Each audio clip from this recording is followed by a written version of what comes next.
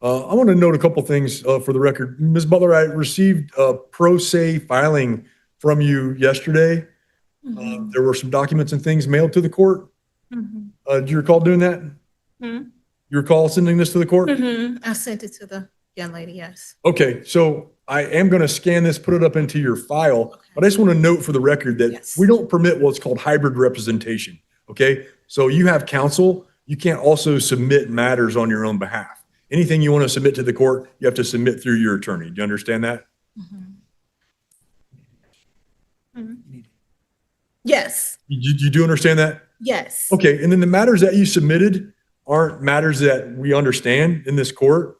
You submitted what we refer to as pseudo-legal jargon or matters that are contractual in nature and have nothing at all to do with a criminal court case.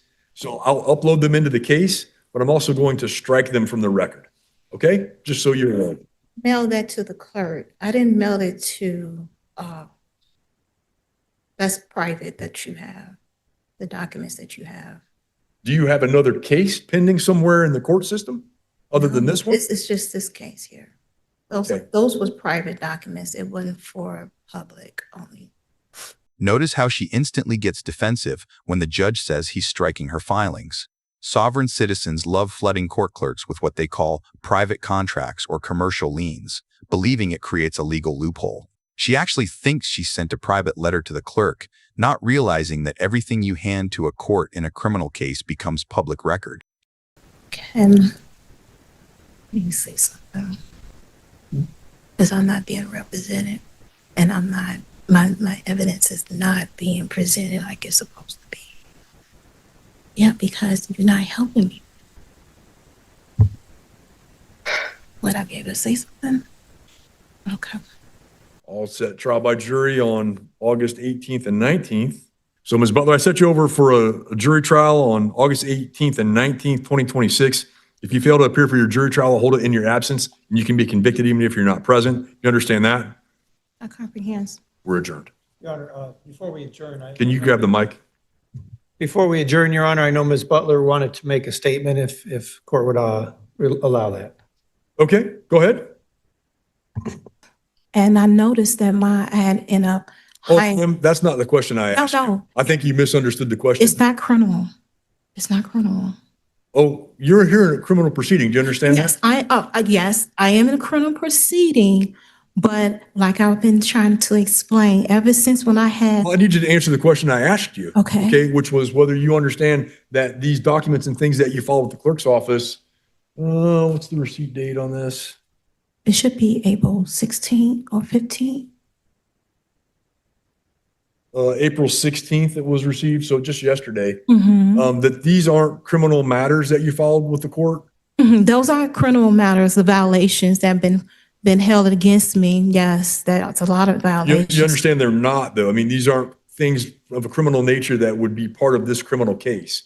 Well, you saying what I just filed is not what criminal?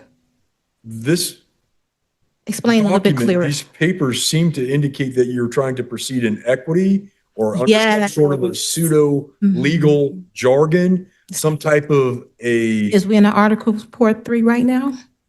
Say again? Are we in the Article Court 3 right now? I don't understand what you mean. This is the Supreme Court of Porter County. Okay, so we basically still in the same court as administrator. So you're basically trying to administrate a mistake. She is throwing out buzzwords she definitely found on a late-night conspiracy forum. Article 3 refers to federal courts, but she's standing in a county circuit court in Indiana. She's trying to argue contract law in a criminal venue. Watch how she tries to double down on this commercial theory next, because it gets even wilder. This is a bank. I understand how the What'd you say? This court system operates like a bank. Okay, it doesn't, ma'am. This court system doesn't operate like a bank in any way whatsoever. Hold on, let me finish. No. I'm not going to let you finish that particular statement. I said I want to conversation. Don't want to argue. I need you to. I just want you to understand me mentally. I did the mental thing just fine. Okay. I'm not worried about any mental thing. Okay. What I'm worried about is the conception you may have that this is some sort of court of equity or some sort of a business transaction, some sort of a bank, something of that nature, because it is none of those things. You realize that? This is a criminal court. This court system operates like a bank. This is a core sovereign citizen delusion. The idea that the government treats citizens as corporate entities and that court cases are just financial transactions. The judge is completely done playing along. He literally tells her, "No, I'm not letting you finish that statement." But she's still got one final trick up her sleeve, and it involves a bizarre script. And it states that should a man prove himself to be living and not dead, nor lost of sea, his estate must be returned to him with mean profit. I am the living man that has a womb. I have accepted appointment of this office of executor. As such, this office gives notice of its authorizations and findings. And now I have issued orders, okay?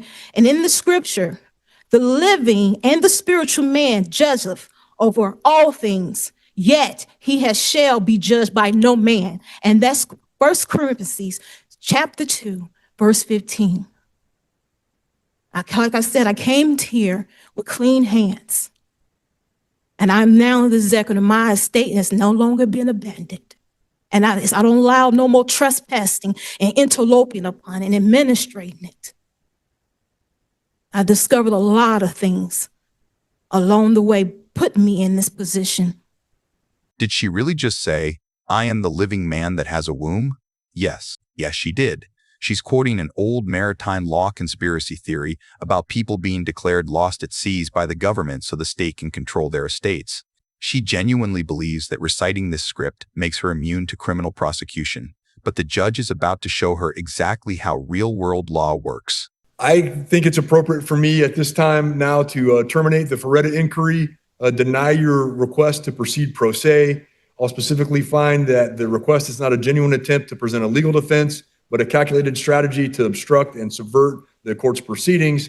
The defendant's utilizing rhetoric of what would typically be called a sovereign citizen movement, including raising nonsensical challenges and attempting to apply commercial law to criminal prosecution or equitable law. No, that's not Ma'am, you true. keep saying no, but you're talking over me and I don't appreciate it because I'm trying to rule.